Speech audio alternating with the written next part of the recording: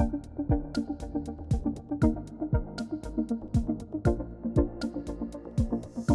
ora e te whānau. Welcome to CAUCUS. It's the last one before the election, guys. 55 hours until the polls close. Read it out, Julia. We can say it. We're recording this about Thursday lunchtime, so whenever you're listening, please take that into account. Deep breath, everybody. How are you feeling? Well, it's not our first rodeo, is it? Rodeo. Right, okay, whatever. Well, it's kind of interesting. I mean, it's heating up. I would argue there's still lots to play for. Two polls recently. Showing trends that arguably the right bloc will not be thrilled with. No. I think there's one person who'll be incredibly happy. Trotting potentially back into Parliament or galloping, depending on whose numbers you believe. Bit of variation. One News had National Act 58 seats, News Hub 54. So a 3 or 4 seat disagreement between the two polls that came out last night from News Hub and One News.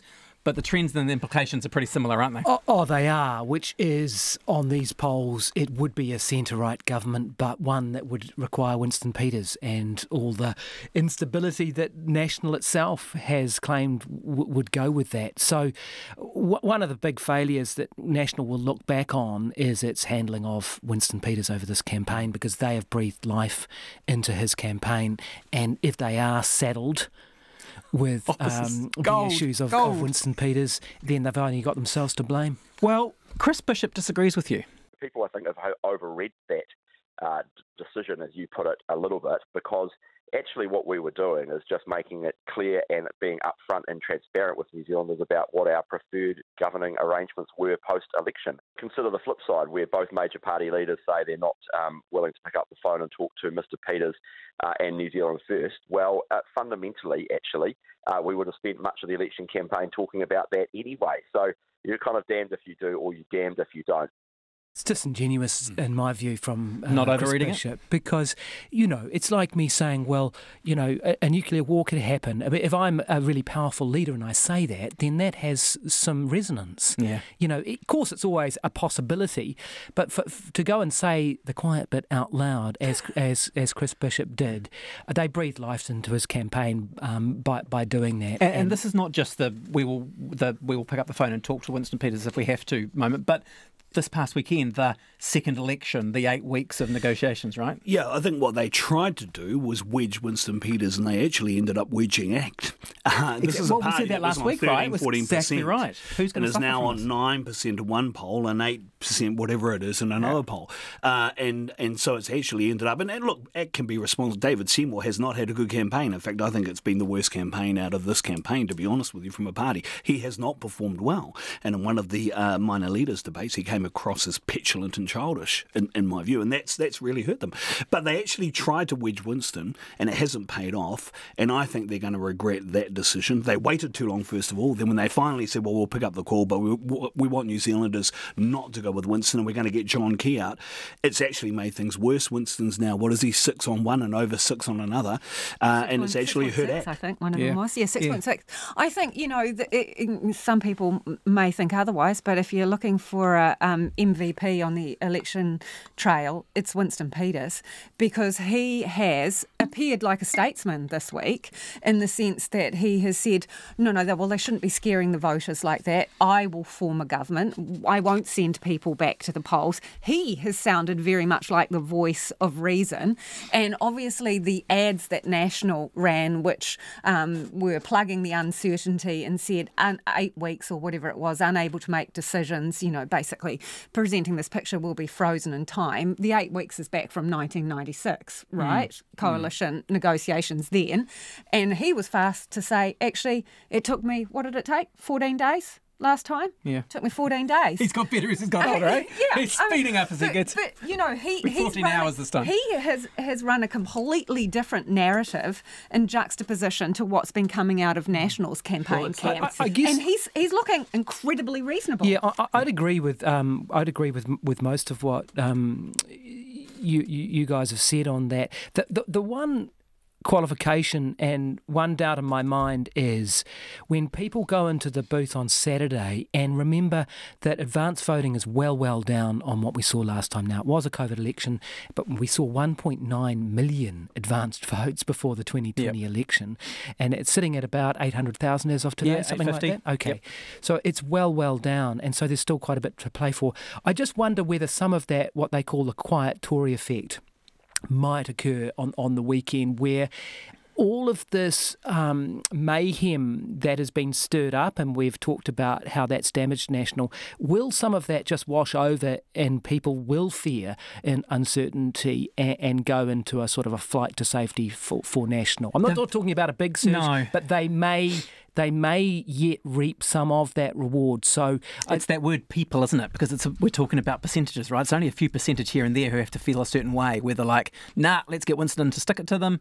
Oh, yeah, actually, that's a bit destabilising. But it's not everybody having to think that way. It's only a few percent. That's right. So we're just not quite sure whether some of that, those warnings about mayhem may actually pay off for enough of their voters. They'll still be hoping for that. Well, you mentioned 1986. Let's just play, because you spoke to Mr. 1996 Jim Bolger this week. I did. And he took a much calmer approach to than the current National Party did. I don't expect that to happen. I expect the leaders of the parties who are the majority after next Saturday's election to form the government, and no particular reason why they won't. I don't think the conditions are very difficult to form a deal. Take that, Chris Bishop. Well, also, and I mean, he should know that there was such, water. There was a tsunami of crap under that bridge before they came to sit down to negotiate. I will not be in a government with I won't Jim Bolger sit, I won't sit at the cabinet table with blah blah. That was Tauhenare who said that. But he was part of the party. He was the number two at the time. Yeah, exactly. And they had both said. And Peters was still openly hostile as part of everyone thought he was going to go with Labour. Although if you read the Demon Profession, and I'm pretty sure I'm only one of 10 people who has, by Michael Laws, but Michael Laws said he was always going to go with National, but what changed the course of that what changed the trajectory of the decision in the end was the respect that Bolger afforded him after the election, the way in which they engaged, which then meant that they could smoke the peace pipe. Right. Is that going to happen with David Seymour and Chris Luxon, given what's happened? Now, having a third party in the mix does change things, right? Yeah, that's a good point. It depends on how those parties line up, though. Who's going to be... Who's number two and who's number three? Who's number two and who's number three? And that's a very good point. That is going to be an essential part. Could New Zealand First really pass Act? It's possible. Yeah. Well, go back to Guyan's point. I think Guyan's right. I think when people get into the Tory effect of the polling booth, I think the decision is going to be, should I take the safe bet with National, or if I really want to stick it to Labour and the left, I'll go with Winston. I don't think it's an ACT decision in the middle. No. I think it's a National or Winston decision, or New Zealand First decision, not ACT in the middle, which means it could have an impact on the night with ACT, who slowly but surely dropping down in the poll. And the trend is not their friend at the moment with the ACT Party. And as we know and have discussed many times before, if you look back at polls and how Winston Peters and New Zealand First does in the ultimate poll, election day, he tends to do better than he does on paper. Usually. Whereas the Greens, they lose 1 to 2%. It's an interesting theory that could be different this time. That's an interesting thought to see. But some of that quest for stability vote might even be crossing the boundaries, right, and actually coming back to Labour a little bit, just for people who are a little bit concerned about the whole idea of this national-led coalition? I don't know. I think the reason why the Greens are so high at 15%, one, they've had a very good campaign. I thought James Shaw did pretty well when he was standing next to David Seymour in the minor leaders debate that Jack Tame facilitated, where he just gave him quips after quips, and David Seymour just looked lost. Marama Davidson, who I think has been the best leader in the whole campaign, actually. I think, particularly in the press debate, there were moments where the applause for her was... Let's come back to it. I think I don't think that middle vote is actually going to Labour. I think why Labour's so low is a lot of it is actually going to the Greens. They're cannibalising each other. Yeah. Labour's stuck in the mud. And you mentioned, Julian, before about whether, National made its call too late and so forth. I just wonder, National can only speculate, but what if this speech from Chris Luxon in May, was a bit different? Today I've ruled out National coming to any arrangement with Te Pāti Māori and forming a government after this year's election. What if he'd added New Zealand First? Well, I think that was going to be the second leg of the double, and then they bottled out on it, and then hoped he would go away, and then you sort of got that. I love another horse situation. That was another horse metaphor.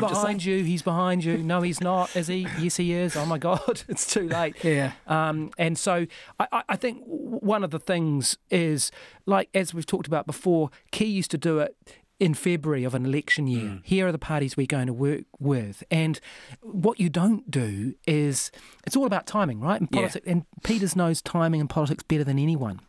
And I'm wearing the pinstripe suit today in honour of him. In tribute. But so what you don't do is go out in the heat of an election campaign and say, oh, if I had to, I would pick up the call and make that call. Again, it's axiomatic. It's self-evident that you would have to. But if you've said it out loud, some of your voters hear, oh, Luxon said that I can vote for Winston. That's what some Conservative voters may well have taken from it. They bottled it. They didn't go the whole 9 yards. And it's, as we discussed before, the analogy that Guyon used was the half-pie bungee jump where you'll whack yourself on the tower on the way down. And I think that is exactly right.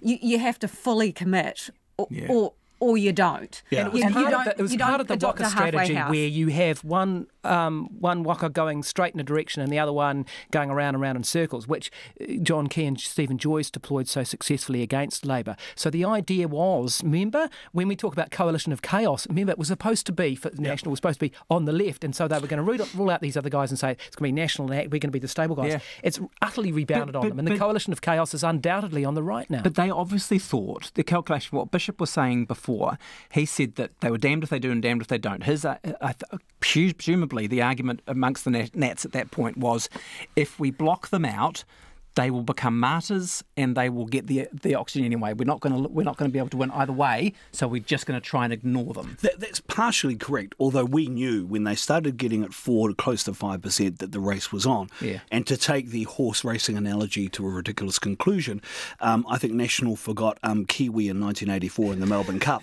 And that's Winston. Winston, when he's on for close to 5% a month out from an election, always comes storming home. But I would just say this, regardless of your call, make it early.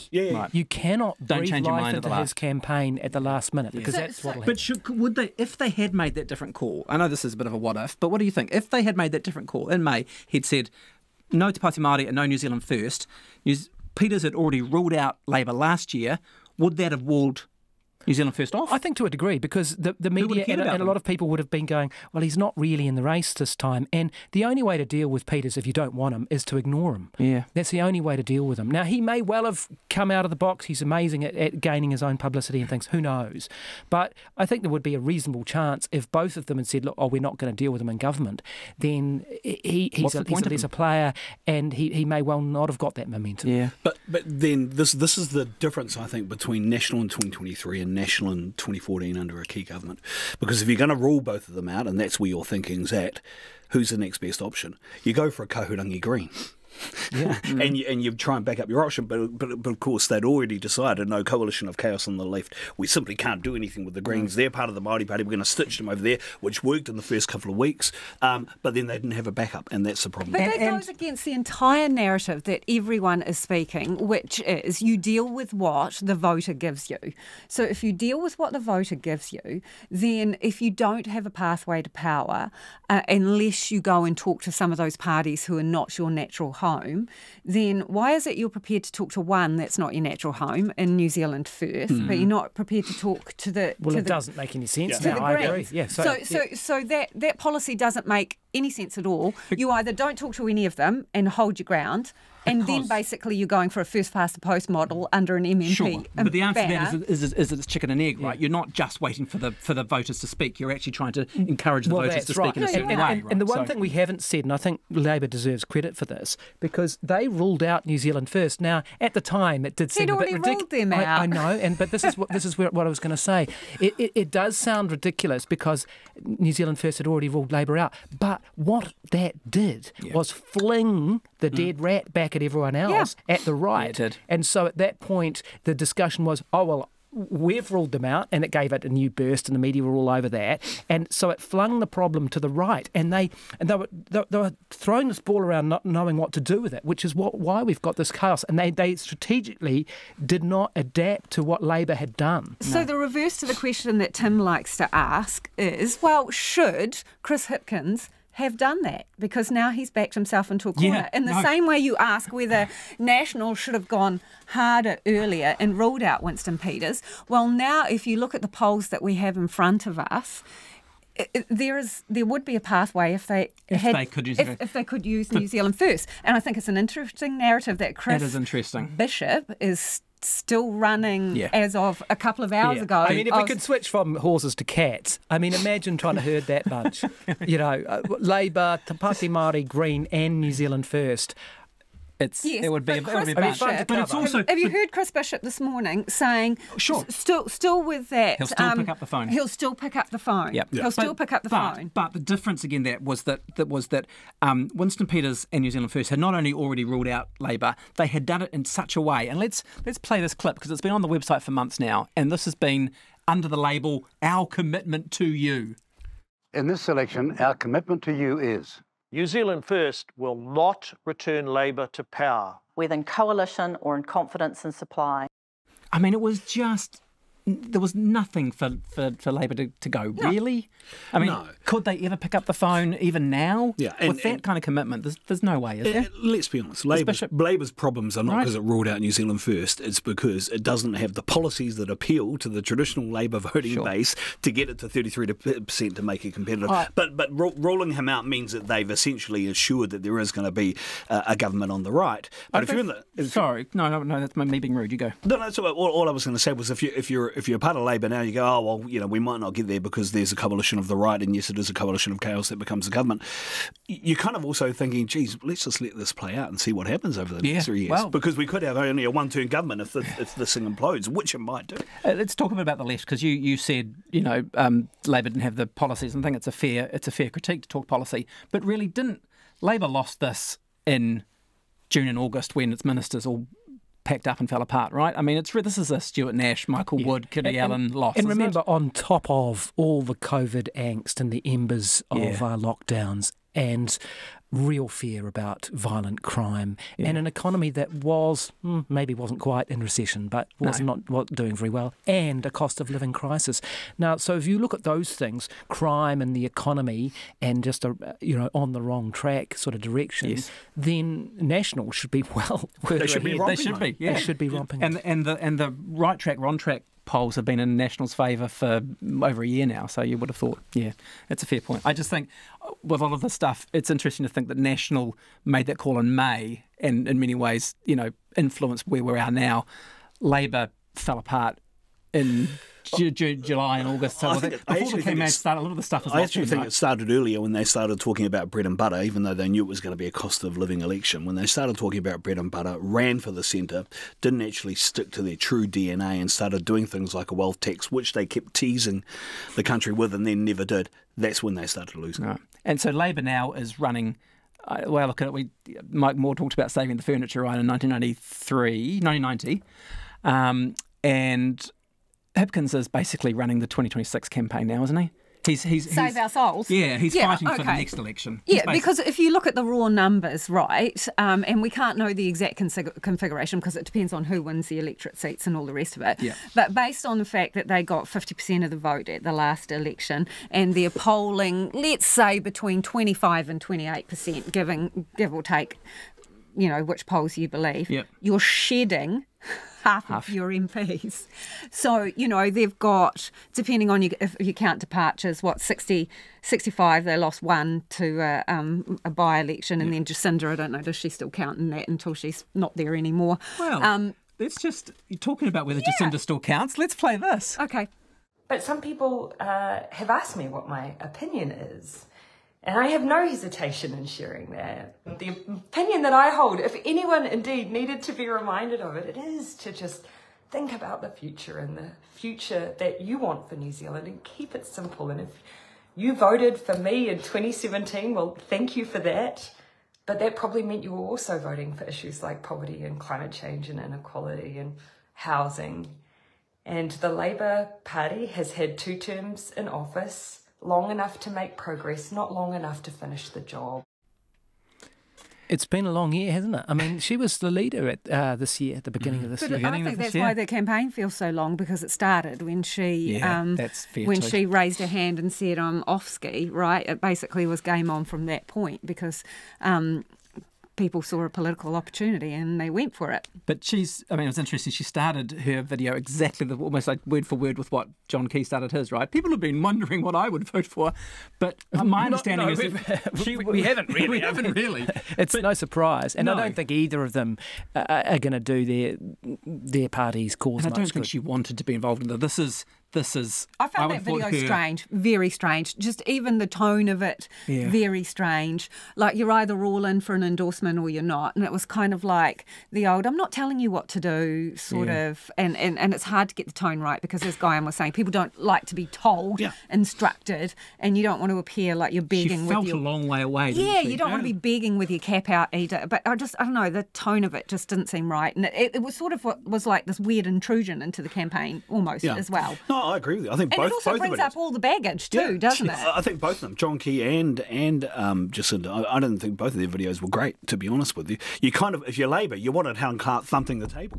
you want to telling you what to do. Get on, the old leaguey fan going, come on, up the Lars, not up the wires, and that's not what we've seen. And it feels a little bit like they both got dragged into a scenario they didn't really want to be a part of. But presumably she's got a whole bunch of mates going, save my seat. If you can get me an extra 1%, that's potentially another 2.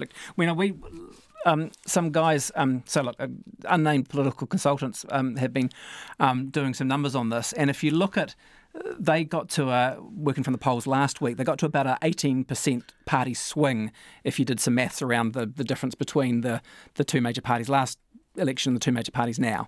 And you're talking about, if you are looking at anything like a 16, 17, 18% swing away from Labour to National, then it really is blue wave territory. And you're putting, not just the Northlands, which we know are probably in trouble, and Mangakekea, which is, probably gone, and all of those, and harbours and stuff.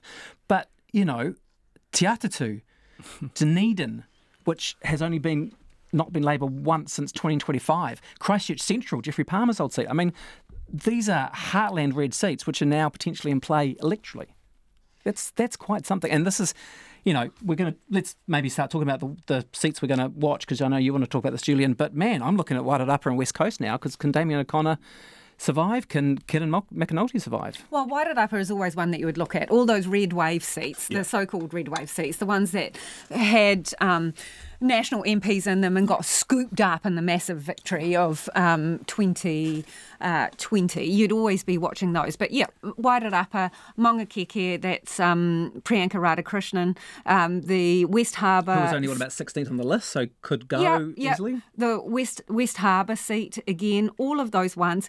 Even, you'll be watching Wellington Central like a hawk, won't you? Yeah, that's one of the seats that I was going to talk about later on, but absolutely, and I don't think it's going to go blue either. I said a couple of weeks ago I thought it was going to go green. I don't know if I'm going to get anywhere near it, but anyway, at least I put my thing on the line for that. But you've got one, so if you think of 18%, like Wigram, which is Megan Woods, that's a new development, particularly after Christchurch earthquake.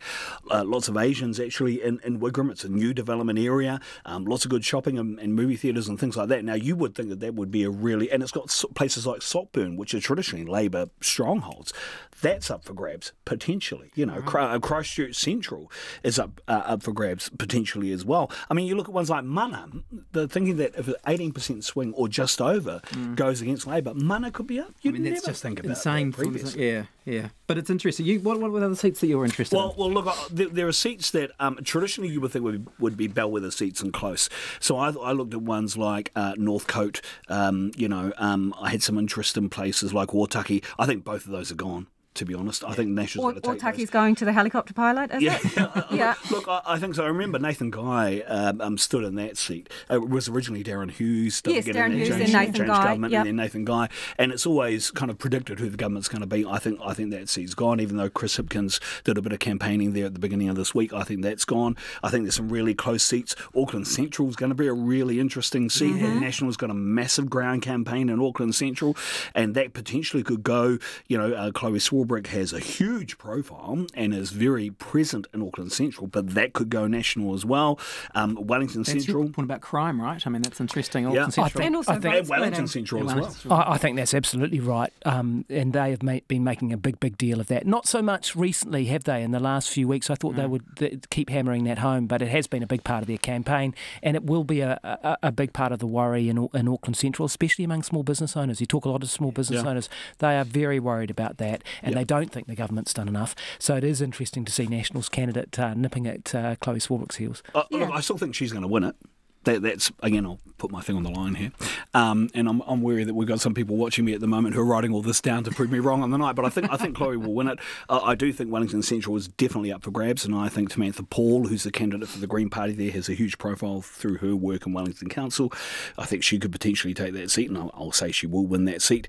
But the fact that those ones are competitive, not for Labour, and then Labour seats that are held at the moment that could be up for grabs is not good signs for Labour at all. They need 33. Which is my point about the 2026 election, right, is that they are now fighting to actually preserve their leadership and their potential cabinet in 3, 6, 9 years' time. But also in some of those Māori seats, they're putting all of it down on one number, because even Calvin Davis, I was interested in this morning, was saying that if he does not win his seat, even though he is number 2 on the list, he said that's it, it's tapping out. He told one media outlet this morning he either wins or he's a gone burger.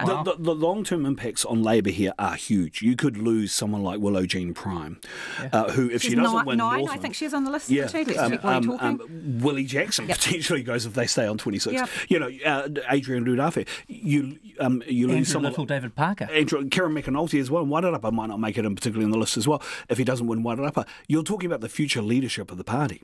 And in particular in the Māori electorates. Kelvin, this is fourth-ish campaign, Nanaia Mahuta, who's got a close race apparently in Hauraki Waikato against Hanarawhiti Māori. And she's only standing in... She's not on the list. Electorate. She's electorate she's not on the list. So what you can see Labour trying to do is say do some strategic voting here. Vote for the Labour Party candidate, Kusha Tangaire, Andy Kuruarafti, Soraya Peke Mason, and Tatai Hauauru, and then party vote the Māori Party. You get both candidates, strong candidates in, because they're hotly contested seats. But if some of those people don't make a bet in, there's your future leadership of the party gone. The other factor, though, I guess, is that you've got some of those names we mentioned. The Labour Party could go, right, if they don't win. You say Kelvin Davis could tap out. Yeah, well, that's what he was suggesting. Presumably Grant Robertson could feels like resign. Grant Robertson has number 4 and done his time, doesn't he? And only on the list. Does Aisha Vera want to be an opposition MP, or is she just really here for COVID? I don't know. I'd imagine she would stick around. Damien O'Connor, I think if he doesn't win West Coast, he could say, similar to Kelvin, that's enough. Even having that, Damien O'Connor not winning West Coast. I mean, even thinking about it before. No, true, but having spent a bit of time on the West Coast when I was working in Lido, like he's a popular man down there. Yeah. But the fact that seat's up for grab just kind of blows my mind. Yeah. All right. We promised last week that we would get to the things that we thought were missing in this campaign, and because I think this is interesting. We've had a pretty good look now at all the things that we could have possibly talked about. But what about the things we didn't talk about? What got underplayed this campaign? Who wants to go first? I think I was surprised there wasn't more debate about immigration in this campaign, especially when you see, record numbers like 96,000 net immigration. It's extraordinary, and we've angsted about it when it's been a lot less than that. And we've rightly asked questions about whether we have the infrastructure and how we treat our immigrants. I mean, there's been so many Labour a small L, scandals this year, and programs which have been abused. I'm just surprised that, given the extent of those numbers, that we haven't had a better debate about immigration. And I was quite amazed to see the guy who's campaigned against immigration for as long as I can remember, Winston Peters, actually say in the Christchurch press debate that the answer to the health crisis was immigration. So I guess part of it is that hangover from COVID when the borders were closed, and now immigration is seen as a really positive thing, and that everyone's crying out for workers. So possibly that's why those numbers haven't alerted anyone. But, those people are going to have to live somewhere, and they're going to have to go to school somewhere, and they're going to have to drive on particular roads and flush sewage down particular pipes, which half of which is leaking into the Watamata at the moment as we speak. Yeah. So New Zealand's infrastructure is in a grave state of disrepair, and I'm surprised there hasn't been more debate about that. Yeah.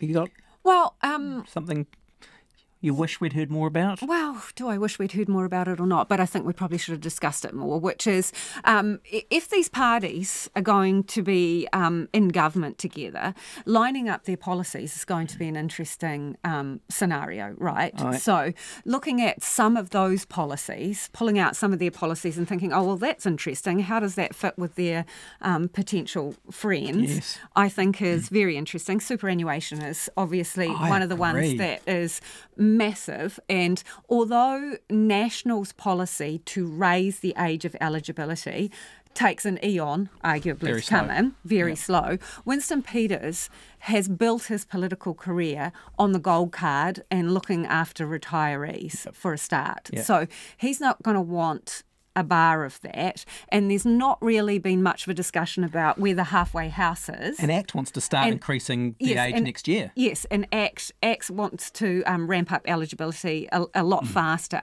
And separate to that, if one could trouble themselves to read the manifesto for New Zealand First, and I know, Guyon, you can borrow my copy after this. I'm still looking for the costings. Yes. Well, no, I got up to page 49, none, I'm sorry.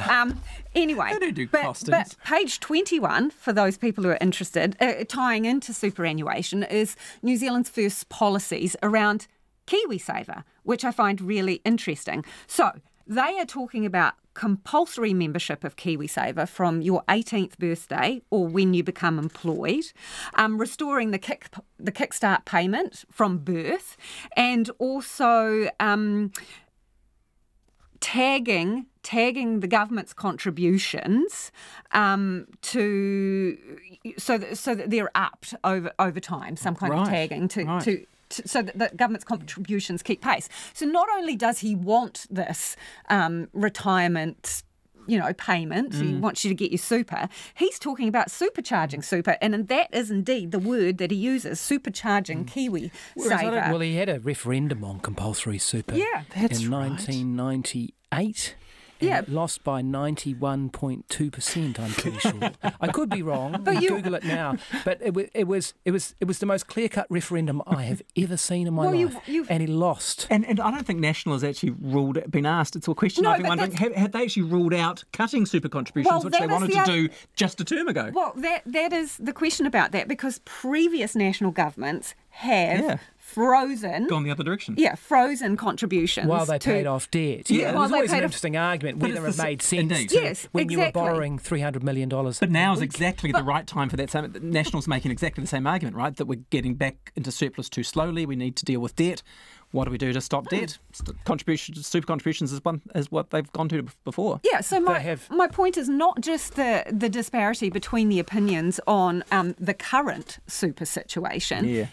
He, being Winston Peters and New Zealand First, one of their policies is to really ramp up KiwiSaver, which is obviously feeds into super and looking after yourself in retirement. And he's also suggesting that after your savings get past a certain amount, you should be able to draw it down to clear your mortgage.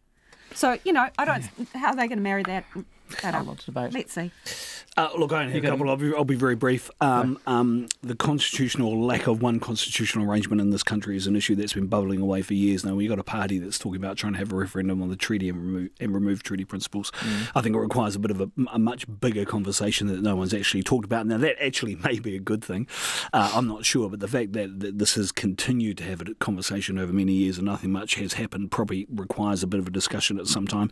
It's probably a nice to have conversation rather than a need to have when you've got a cost of living election, but that's something that no one really talks about aside from if you want to get rid of the treaty.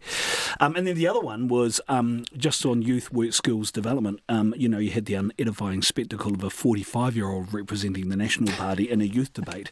I mean, in the words of Ray Purchase, I crap thee nay, 45 is not youth, and if it is, then I'm close, and I'm down with that. It's not even youth adjacent, to quote someone we heard from a little earlier in the program. But, I think there's been a distinct lack of how do we develop opportunities for youth employment, youth skills development, micro-credentialing, a change in the education system that deals with that, particularly in tertiary education. That hasn't been talked about a lot. Again, that might be because we are in a cost of living election and it's gone down the back burner a bit, but we're missing things here. And then the other thing, because it's the soup that we swim in, is given the merger isn't happening, and this may be too close to home, what the heck are we doing with broadcasting in this country going forward? Well, you'd like to know that Winston would like a royal commission. He wants the broadcasting. He also threatened Jack Tame in the Q&A interview that he wants the broadcasting portfolio. He might take the broadcasting portfolio and... I don't know, someone wanted to put him on Celebrity Treasure Island or something.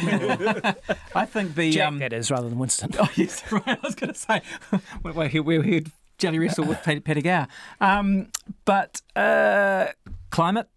we still haven't had a climate election in New Zealand. I feel like that's got to come some point in the next decade. I know, but I see Julian looking across the table at the Greens numbers there. I mean, is that the reason, part of the reason? I know Julian was saying, and I agree with him, that part of that is because Labour's been performing poorly, and that seesaw would mean the Greens are going up. But maybe it also does reflect concern that that this is now a very mainstream issue, and what we've been through in 2023, and many of us have been in areas of the country which have flooded or been affected by cyclones, that part of that Green support may well be that some of their big issues are coming home, and climate change may well be one of them. Yeah, that's fair. But you're right. But it's in that growing a few percent thing. It doesn't feel like it's a big climate debate yet, right? The really hard stuff is still being kicked down the road a little bit. But it's a good point. It could be this. Maybe we don't have one big climate election. Maybe we just incrementally get there. But look, the main thing I want to pick up on your constitutional points and so forth is that we've right through the thread of this campaign has been this kind of co-governance constitutional stuff, but we've never had the grown-up conversation yet, right? And at a risk of pissing everybody off, the majority of New Zealanders do not seem ready for co-governance in the form that Three Waters, council seats and so forth, that there is clearly a big pushback around that. And some of that is from some pretty dark places. But some of it, legitimate questions around democracy, right? And I think there's some really interesting, intelligent, smart debate to have there. On one hand, co-governance is not terrifying, right? That no democracy has ever been a pure one-person, one-vote situation. We have, in Canada, there are First Nations peoples that get votes. In America, there are different laws on reservations. In the UK, Welsh and Scottish people vote for a separate assembly.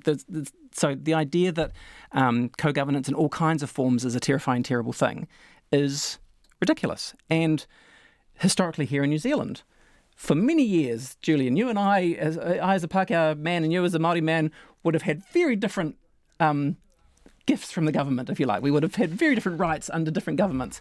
And even today, my Māori children have access to things that I wouldn't have access to. But none of that is something to get hung up about. On the other hand, there are some questions around, we have had also in the past century communism and fascism and totalitarianism and genuine threats to democracy. And so it seems to me legitimate for people to ask questions about how do we protect and safeguard democracy. And even, good Lord, look around the world right now, right? We have fewer and fewer liberal democracies left. So the people who are getting labelled as racist potentially perhaps have some genuine arguments around. So I think on both sides, right, there are some genuine questions, and we've just gone straight into this race-baiting versus race-baiting argument rather than actually a good... Anyway, that's my rant, but I'm waiting for that conversation where we can actually talk about democracy well, and to be co-governance fair, stuff we were in waiting one for it breath. from Labour, weren't we? And, Yeah. and I think Chris Hipkins has admitted himself that he didn't enter the debate early enough. And, No. and again, Jacinda Ardern wasn't really prepared to lay out their case. And if there was one thing that was fair about criticism of co-governance, it was, what does it mean? Yeah. And we didn't have a clear a government articulating that clearly. And Hipkins owning that is interesting. He has actually, said a couple of times he now acknowledged that one of his ministers got absolutely monstered as a consequence of them not Didn't jump off quick enough. not doing enough. The interesting thing, of course, is that it's the National Party that did the co-governance arrangement on the Waikato River Authority. It's the National Party that, under Chris Finlayson, that did the deal on the Urewera, which is a co-governance arrangement. Actually, if you have a look at the Tūhoe settlement, it removes Crown title over the Urewera.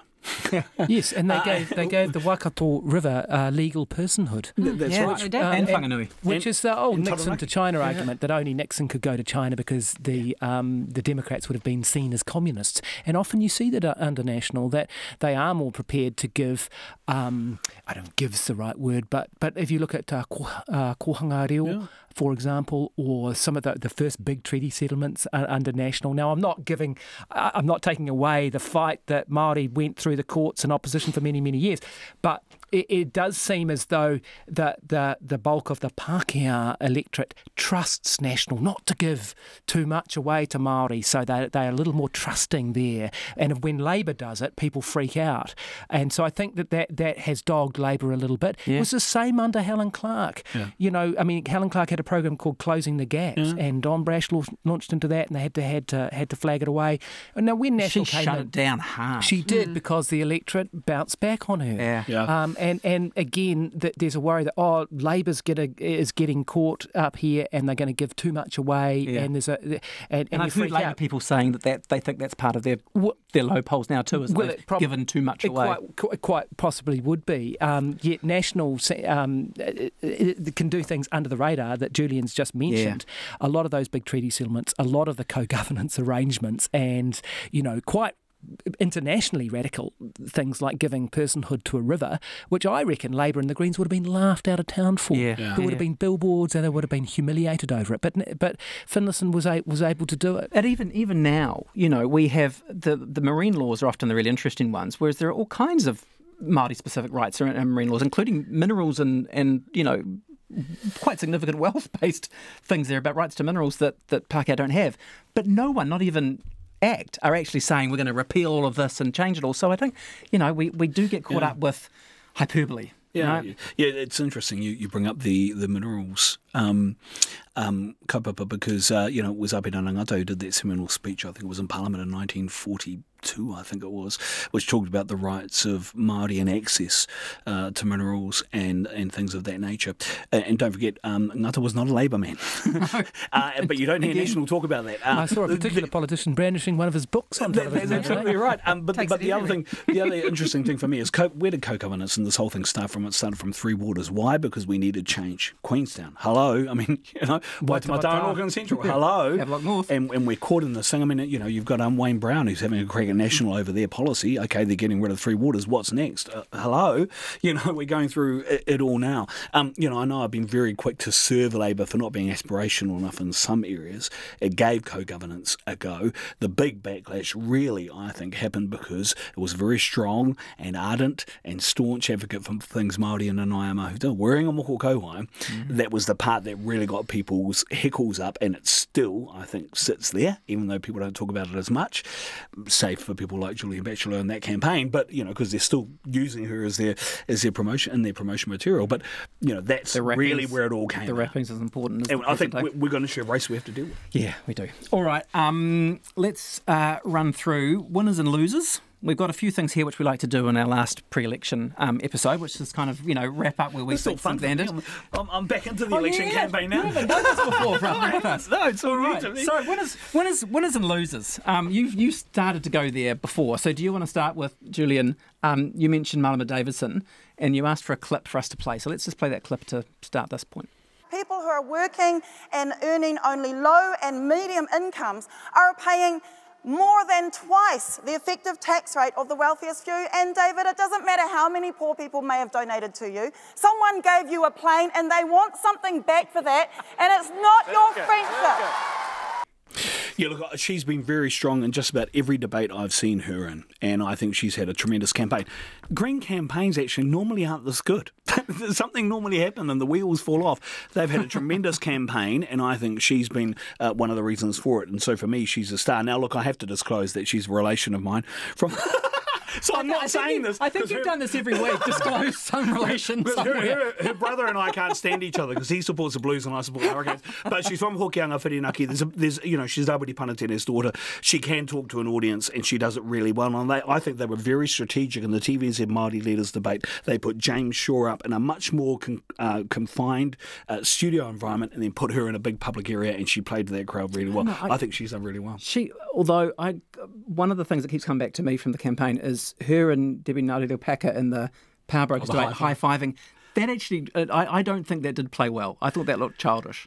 Yeah, look, I'll be honest, I didn't see that live. I saw it afterwards. I think, okay, maybe bar that. No one can do 100%, but I think she's had a tremendous campaign. And I said it earlier, and I'll say it again.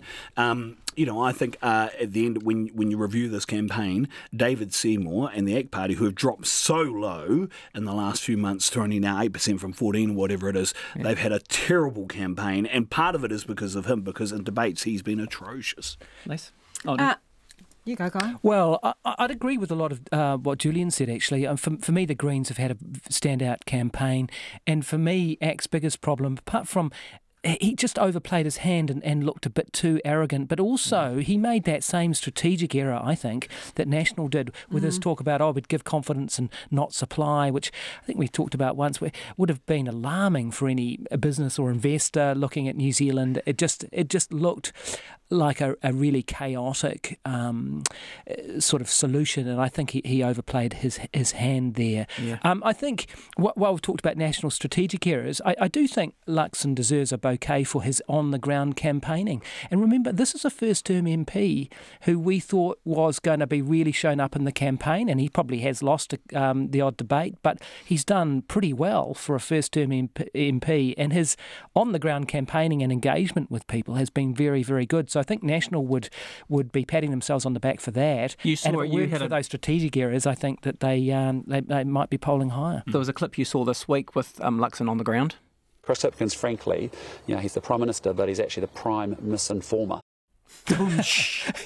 Yeah, I mean, there's a few zingers, aren't they? They've worked on for a while. I liked Rawiri Waititi actually in the TVNZ debate. They said, would you be comfortable going into opposition? And he said, Māori have been in opposition since 1840. That was a good one. So that was quite a good line too. Yeah. Well, I would say it has to be Lazarus, doesn't it? Winston Peters, the man who has risen up from Lazarus nothing. Peters. Well, in the sense that... came down from the north and bestowed himself upon the people. Came up from the crypt. Yeah, all of the tiny, tiny little parties that are trying to get over that 5% mark will tell you how incredibly difficult that is. Look at Top. Yeah, this is a man who has yo-yoed in and out of Parliament, and he's come back from nothing again, and it's not the first time he's done it. So it's extraordinary. It's extraordinary that he has managed to do that. With a little bit of help from Chris Luxon. And TikTok. And TikTok, to be honest. I just to devil's advocate that a little bit. Well, it's been remarkable. Devil's advocate but it was choice. set up. No, I didn't. Okay, carry on then, Tim. But it was set up for him, right? This is a campaign where you've got. Set up with, it was. Or did he manoeuvre himself into that position? Labour is through 2 terms and a pandemic and looking pretty tired. National is very inexperienced and fresh leadership team who are just getting to know the public. We've got the background of a pandemic and a grumpy electorate who are fed up with stuff. That's absolutely made for New Zealand First, isn't it? Well, it isn't. It is and it isn't, because we've talked about potentially National's strategic missteps. Sure. They whacked the ball, and then Winston decided what he was going to do, and he just lifted his hand up and went, I've got it.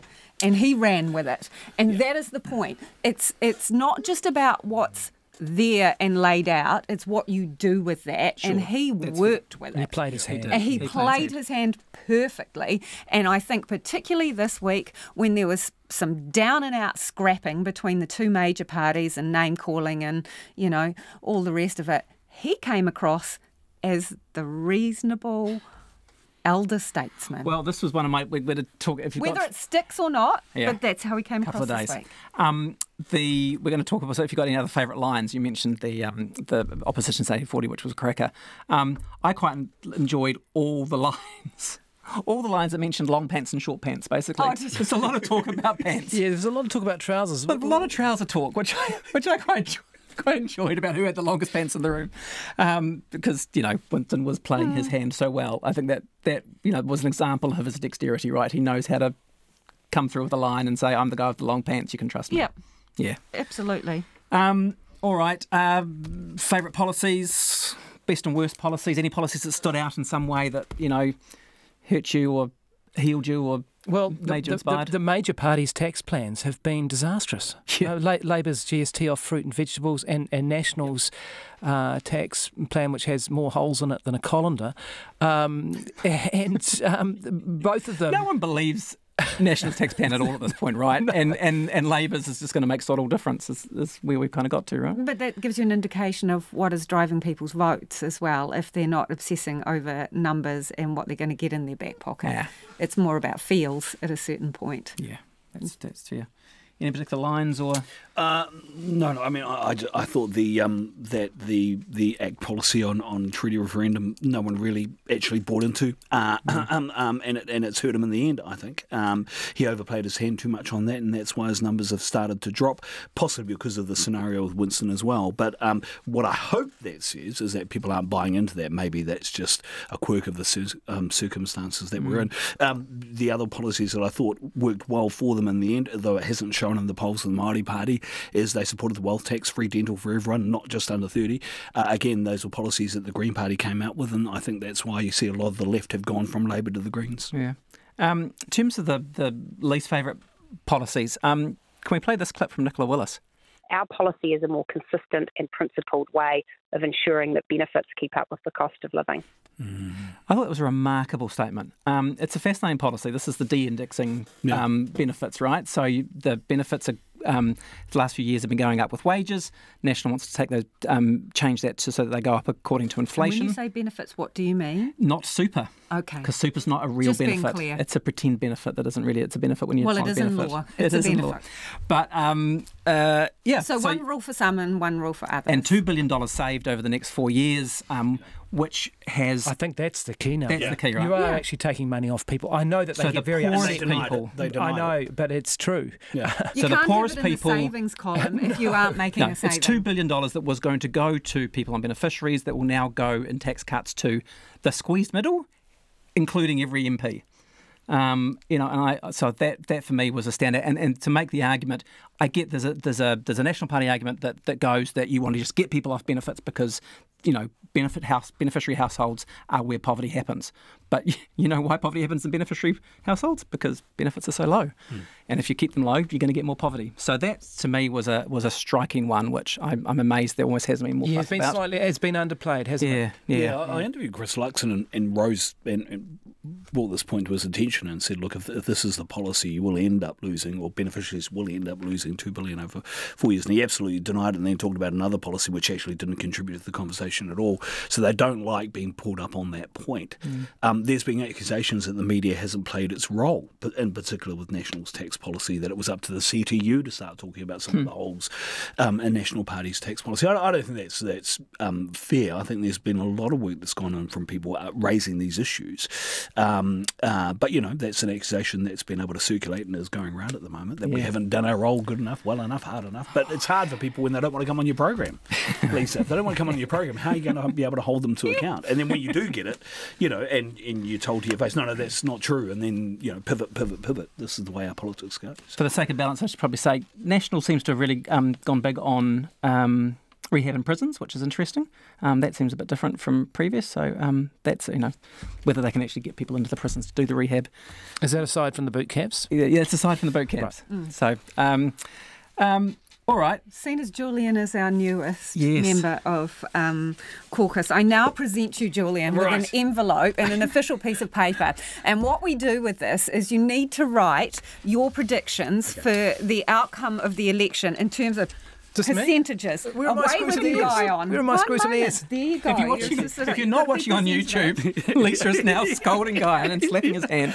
And so don't show us. Write down your numbers and its percentages. Okay. I hate Put this. it in your envelope. Put your name on it so that we know who to mock after we open them. It's me. It's always me. And then, just for the interest of all the eagle-eyed people, when you seal it properly, Julian, you sign your name across the seal so that we know if you've done bad things. And, I mean, Tim wanted to write us with a pencil, which is just totally unacceptable because it could lead to post-match changes. Guyan's Mr. Technology, he's got his on his phone. I've got mine on a very bedraggled piece of paper. And Tim is not even sure that his maths adds up. No, but, I can't count. First rule of politics, right? Learn to count. 6 and everybody's diligently scribbling away, trying to hide it from each other. For the sake of our audience, it doesn't make great radio, does it? It doesn't make great radio at all. Here we are. Hang on, just double check that you've written your right numbers down. Tim's adds up to 117. I know. Putting it in the envelope now. My apologies to my There's a fiscal hole in things. Yeah, I know. Putting it in there. Seal your envelopes, please. Right. Wait, they've got to add up to 100. Let's do this after. I feel we need to put the listeners out of their misery and let them go. Mine, Tim. Because the audience needs to get on with their lives. Lisa, as always, is the most organised. And Guyan, sign your seal. Oh, okay. All right. So that we know that we haven't broken it up. And when do we open these, Tim? We open these next Thursday. Next Thursday. So there's one more episode of CAUCUS to go. And what's the prize for the person who gets closest to the numbers? Toblerone. Okay, is that enough? What's the second prize? Foreign Minister? Or is Foreign Minister already taken?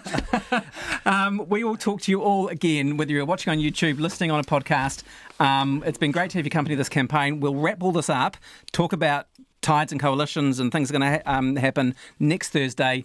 Tune in then from Guyan Espiner, Lisa Owen, Julian Wilcox, and me, Tim Watkin. See you next week. Give me your envelope. Please go vote. I've got to make sure mine adds up. Sign it. You've got to sign it across. Hang on. Give me a little shine. No, you've not.